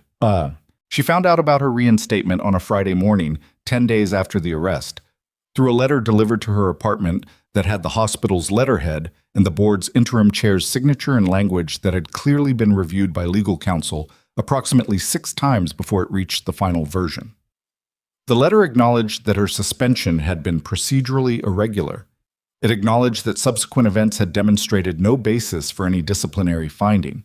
It restored her to full clinical standing with back pay for the suspension period, and it expressed, in the careful language of institutions that were trying to say something without fully saying it, the board's recognition of her conduct throughout the relevant events. She read it twice at her kitchen table with Rex's head in her lap, and then she set it down and drank her coffee and looked out the window at the gray November sky that was trying to decide whether to be December yet. It was what she had been owed. That was the honest way to look at it. It wasn't a gift. It wasn't magnanimity. It was a correction of a wrong that should not have been done in the first place, and the fact that it had taken 10 days and a federal arrest and a news cycle and an ethics review to produce what should have been the outcome from the beginning was not something she was going to paper over with gratitude she didn't feel. She went back to work on Monday. She went in at 5:50, which was her habit, and she stood at the nurse's station and reviewed the boards, and she was on her second cup of coffee when Delphine appeared at her elbow and handed her a chart without a word, which was Delphine's version of welcome back and also her version of there's no time for sentiment because look at this board, both of which Emily received and appreciated. The chart was Bay 4. Mara was still there. She would be for another week, not because of her physical recovery, which was proceeding, but because the victim advocacy team and the federal case coordinators and the trauma counselor who had finally been brought in were working through the formal process of her transition, and Mara had asked to stay until she had somewhere specific to go. Emily had made sure the asking was heard. She went to Bay 4. Mara looked different than she had 10 days ago. Not better in the way that word gets used loosely. Not brighter. Not suddenly unburdened. Different in the specific way that people look when something they have been carrying in secret has been put down in public and acknowledged for what it was. Still tired. Still working through the inventory of what had happened to her. But present in a way she hadn't been when the weight was invisible. "You're back," Mara said. "I'm back," Emily said. "I heard about Sela." "It's on every channel." Emily sat in the chair. "You did that. Your photograph, your witness statement. Without those two things, the rest of it was circumstantial." Mara looked at her hands. "I keep thinking about the night I took it. How I almost didn't." She was quiet for a moment. "I don't know why I did. It wasn't a plan." "Most things that matter aren't," Emily said. Mara looked at her with the directness she'd had since she started talking, a quality Emily recognized from certain patients she'd treated in combat theater, people who had been through enough that they'd stopped filtering themselves through other people's comfort. "What about you? Are you okay?" Emily considered giving the automatic answer. She'd given it so many times across so many contexts that it had become reflexive, the way a lot of things became reflexive when you spent enough time in situations where the alternative to reflexive was a different kind of cost. "I'm working on it," she said instead. It was the true answer. It wasn't particularly satisfying. Mara received it anyway. Logan came to the hospital once, not to see Emily specifically, or not only. He came because Mara's federal case coordinator had asked him to provide a statement about the rail yard footage and the shell company analysis, and he did that in a conference room on the third floor with 2 federal agents and a prosecutor's investigator. And afterward, he found Emily at the nurse's station. She saw him before he got there. He moved through a hospital corridor the way he moved through everything, with the economy of a man who didn't announce himself, didn't require space, just existed in whatever environment he was in with the same contained attention he'd had under the pier and in the warehouse and in the parking structure on Crane Street. "How's Piers?" she said, because that was where they'd settled. First names felt like something to be earned, and they hadn't quite finished earning them yet. "Functional," he said. "You?" "Same." She looked at him for a moment. "What happens now for you?" He considered it honestly. "Webb's case goes to trial. I'll be a witness. That takes however long it takes." He paused. "After that, I don't know. There are other ports." She understood what he meant. Not other ports as in other cities, other places where the same shape of thing was running under the surface of normal institutional life, protected by the same architecture of distance and deniability that Selle had built here. "You could come back," she said. "To Redstone Harbor, when this one's done." He looked at her with the careful attention he gave everything. Why? She thought about the patient in Bay 4 and the rail yard camera nobody had noticed, and the harbor logs that had been sitting undisturbed for 18 months, and the coordination office that interfaced between federal agencies and private contractors and did it in a direction that served the contractors. "Because somebody should," she said. He was quiet for a moment. Then he nodded once. Not a commitment, not a dismissal, The nod of a man who was going to think about it, and who meant that. "Take care of your leg," he said. "Take care of yours," she said, because she'd seen him favor his right shoulder since the pier, and he hadn't mentioned it and she hadn't pushed it, and that was the kind of thing you noticed when you were a trauma nurse who had been through enough to understand that people who were used to functioning through damage were also the people most likely to let it compound into something worse. He almost smiled. It was a very small almost. Then he left. Mara was discharged on a Wednesday. She had somewhere to go. A sister in a city 3 hours north, who had not known what had happened because Mara had not told her, which Mara had spent several conversations with the trauma counselor examining, and which she had arrived at something approaching an explanation for that wasn't self-blame so much as the particular logic of a person who had survived by not making themselves a burden to people they loved. The sister had driven down the day after Mara's witness statement was documented and had sat in the chair beside Bay 4 for 4 hours, and they had talked in voices too quiet for anyone in the corridor to hear.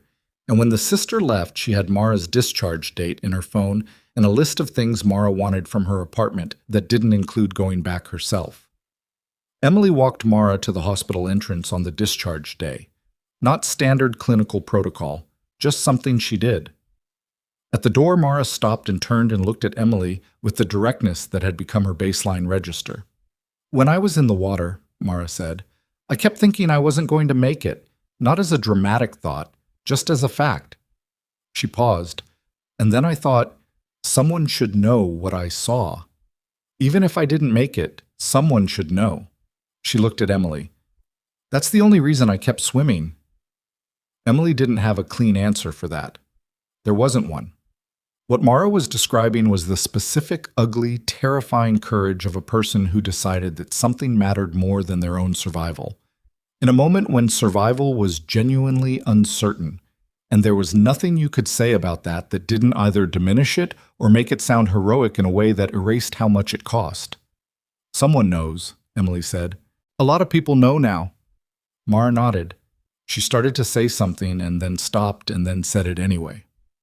"You never told me what you did before nursing." Emily looked at her. "You move like someone who's seen worse than a hospital," Mara said. "And you sat with me for 6 weeks like someone who knows how to be present in a bad situation without flinching." She paused. "I was wondering." "Army," Emily said. "Combat medical, 2 deployments." Mara was quiet for a moment. "That explains some things," she said. "Usually does." Mara's sister was at the curb in a blue sedan, and Mara walked to the car, and Emily stood at the hospital entrance and watched the car pull into traffic and disappear around the corner, and she stood there for a moment after it was gone. Rex was at her left side. She hadn't brought him today. Today was a work day, a full clinical shift, the 3rd since reinstatement. But she thought about him anyway, about the way he'd moved through the warehouse and under the pier and down the hospital corridor with the same focused equanimity regardless of the environment, the same willingness to be where she needed him to be without requiring anything from her about how she was doing or whether she was managing. She thought about what it meant to carry something without announcing it, to be formed by experiences that were invisible to everyone around you, to show up somewhere and be judged by the surface of the moment rather than the depth of what you'd come from. She thought about Grady Holt reading her file on the morning of her suspension and then suspending her anyway, as if 6 years of service and 2 deployments and a Purple Heart were simply bureaucratic background noise compared to the PR exposure of a police report.